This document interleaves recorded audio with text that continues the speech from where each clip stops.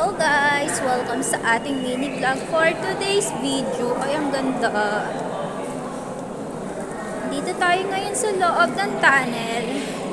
And a lot of light, small light inside.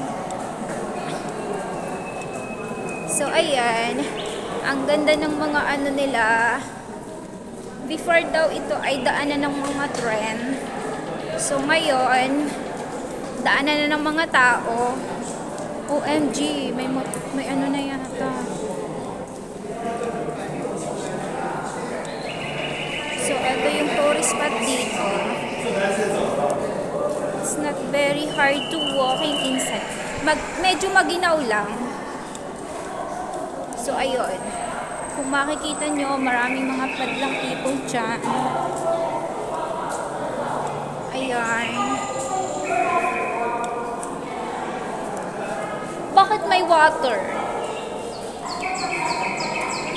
Dito kasi wala namang ulan. So yung iba kasi may mga ganito sila, oh, cute. Sana all na lang. Hindi sila naglalakad. So ayun. Malapit na naming matagos ang kalawakan.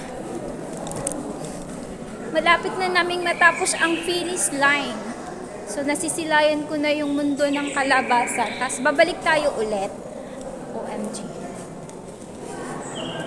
So ayun po. Ayan.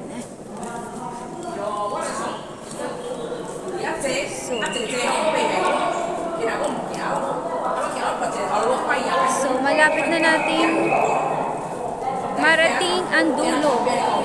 Sus ko ang ingay, guys. It's very noisy. So, akong ikaw pa, wala masakit. So, malapit na natin makita ang kalawakan. Cherries. So, ayun na nga, guys, yung ating mini vlog for today's video. Nandito tayo sa kalagitnaan ng tunnel. So, ayun. Tapos na. O, ayan na yung kasama namin nagsasalita. Akala ko first kami, hindi pala, huli pa kami. So, ayun na. So, andito na po tayo. Welcome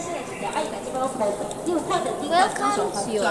你若有在注意看，只要是台面历史的上隧道，你不当去的，伊一定是顶管是用红砖，这一定上隧，有无？但是咱即摆的隧道，你敢有看过是安尼去的？